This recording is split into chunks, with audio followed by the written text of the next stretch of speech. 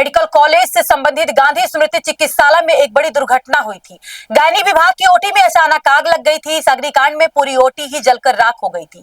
पहले इस पूरे कांड को पीडब्ल्यूडी ईएनएम के ऊपर लादने की कोशिश की गई। जब पीडब्ल्यूडी ने जवाब दिया तो डीन के कान खड़े हुए। डीन ने फिर 2 एजेंसियों को निशाना बनाया। आग लगने का पूरा ठिकाना हाइट्स पर फोड़ दिया गया। हाइट्स के पास ही मशीनरी के मेंटेनेंस का ठेका है। हाइट्स के इंजीनियर की लापरवाही के कारण ही आग लगाना पाया गया। इसके कारण कंपनी पर 5 लाख का जुर्माना लगाया गया। वहीं आग बुझाने के लिए भी मेडिकल कॉलेज ने कंपनी हायर की हुई है। इस कंपनी का टेंडर खत्म हो चुका है, फिर भी 3 महीने से एक्सटेंशन पर काम कराया जा रहा था। इस पर 50,000 का जुर्माना लगाया गया है।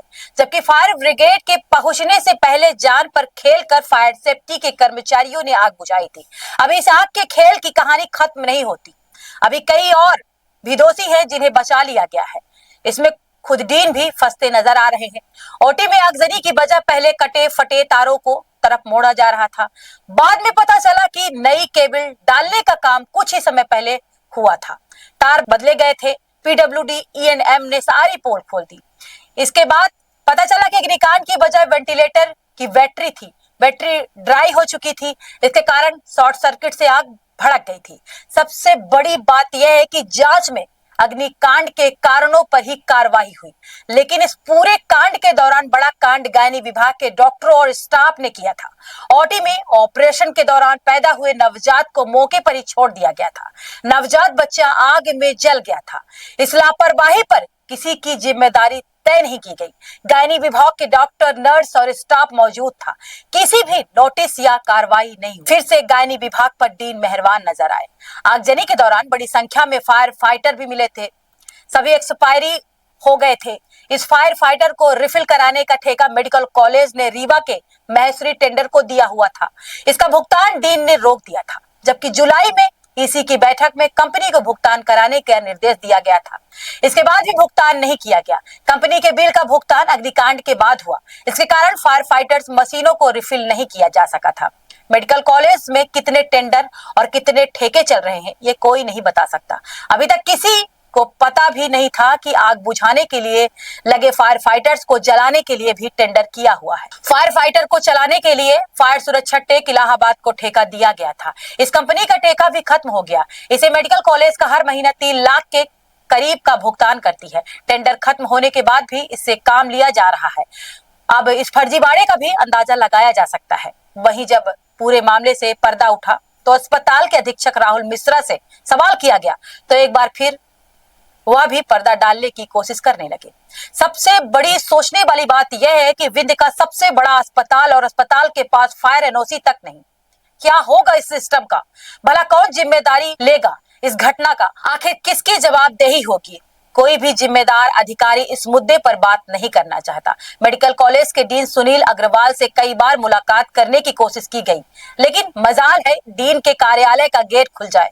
हमेशा मीटिंग का दौर चलता रहता है। श्याम शाह मेडिकल कॉलेज के ऐसे पहले दिन हैं जिनका प्रोटोकॉल स्वास्थ्य मंत्री से भी अधिक बिजी है। उसमें कुछ जांचें कंप्लीट हुई हैं और अभी जांचें चल रही हैं और हमारे अधिष्ठाता महोदय द्वारा उसमें कई तरह की कार्रवाइयाँ की गई हैं और अभी हम फिर से उस ओटी में लगे हुए हैं कि जहाँ आग लगी थी उसको छोड़ के और हम ओटी चालू कर सके जल्दी से जल्दी, क्योंकि काम प्रभावित हो रहा है हमारा।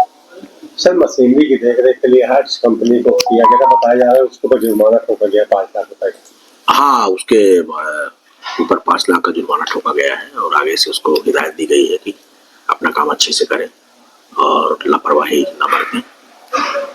इसी तरह फायर के लिए भी 50,000 रुपए का जुर्माना ठोका गया है और उसको भी हिदायत दी गई कि अपना काम अच्छे से करें। आग लगने का मुख्य कारण क्या पता चला? ये तो शॉर्ट सर्किट का ही लग रहा है, ऐसा जो अंदेशा है कि शॉर्ट सर्किट हुआ है कहीं ना कहीं, उसे पश्चात आग लगी। ये बताया जा रहा है कि अभी इसकी वायरिंग वगैरह बदली गई थी और इसके बैटरी, वेंटिलेटर का बैटरी सूखने का आग लगी हुई। स्पष्ट कारण अभी ऐसा कोई भी ज्ञात नहीं, ये सब संभावित कारणों में से है और स्पष्ट कारण अभी ज्ञात नहीं हो पा रहा है। आग बुझाने के लिए जो कंपनी के लोगों को रखा जाता है उनका टेंडर भी खत्म हो चुका था। नहीं, वो तो एक सामान्य प्रक्रिया है कि जब तक अगला टेंडर ना हो जाए तब तक वो काम करते रहेंगे। कोई भी ऐसा समय ना रहे जिसमें कोई भी काम नहीं कर रहा है। तो वो तो अभी उनका 3 महीने हुआ है, तो स्वाभाविक है कि उनको अभी जब तक अगला टेंडर हो जाए तो वो तो उनके एग्रीमेंट में रहता है, जब तक अगला टेंडर ना हो जाए, फाइनल ना हो जाए, तब तक वो काम करते रहे। फायर फाइटर के लिए भी यहाँ रखा गया था, इलाहाबादी वही कंपनी है। हाँ, वही उसी के लिए बता रहा हूँ मैं कि उसका अभी चल रहा है और जब तक नया टेंडर प्रभावी नहीं हो जाता तब तक वो काम करते रहेंगे।